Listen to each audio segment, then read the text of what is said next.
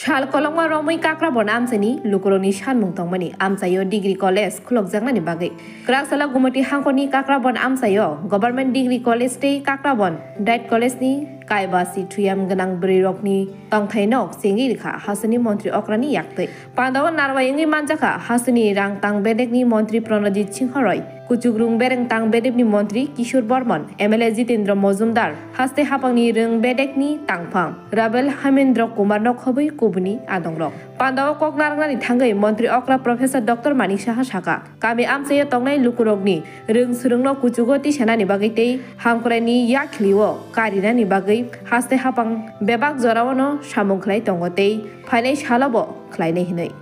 আমরা অত্যন্ত আনন্দিত যে আজকে কাকড়া বনবাসীর জন্য এটা একটা অত্যন্ত আনন্দের দিন যে অনেক দিনের একটা ইচ্ছে ছিল বিশেষ করে আপনাদের যে জনপ্রিয় বিধায়ক উনি বারবার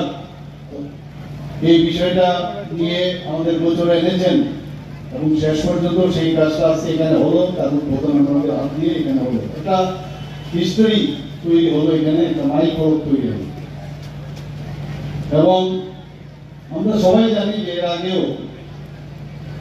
আমরা 1970 দশকের 1970 যদি আমরা কথা বলি কি অবস্থা ছিল এখানে শিক্ষার নামে প্রহসন যারা কমিউনিস্টদের আদর্শে দীক্ষিত হয়ে তৎকালীন সময়ে নকশালি নাম দিয়ে সমস্ত স্কুল কলেজে আমি জানি না এখানে ওই বয়সের কতজন লোক আছে আমরা তার শিকার হয়েছি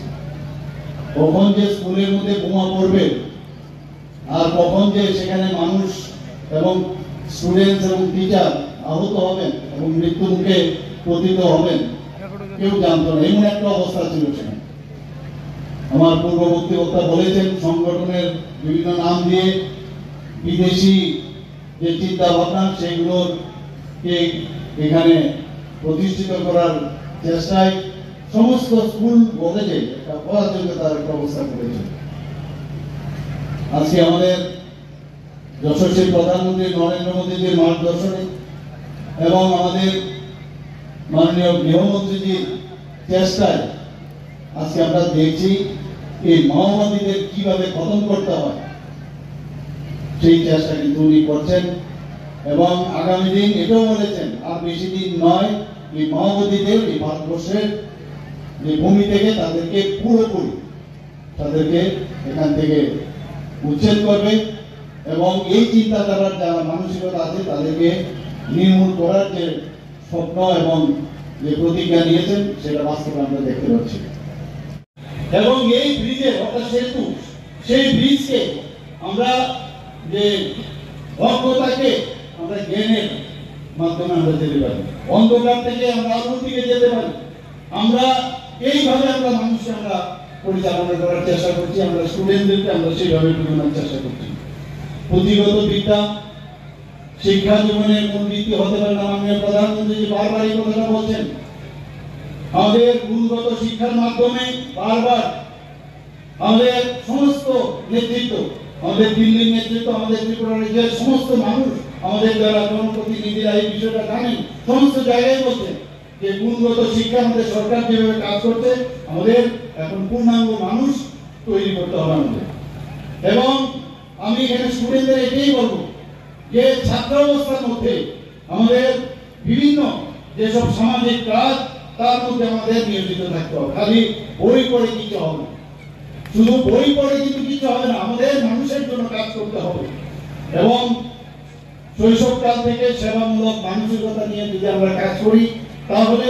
আমরা নিজেদেরকে একটা ফুল ফ্লেজেড মানুষ হিসেবে আমরা তৈরি করতে হবে মাননীয় প্রধানমন্ত্রী বারবার একটা কথা বলছেন যে শিক্ষা কেবলমাত্র পাঠ্যভিত্তিক জ্ঞান নয় কি বলছেন বরং এটি মূল্যবোধ বিকাশ এবং জাতি গঠনের একটি হাতিয়ার সেটাকে মাথায় রেখে আমাদের কাজ করতে হবে বন্ধুগণ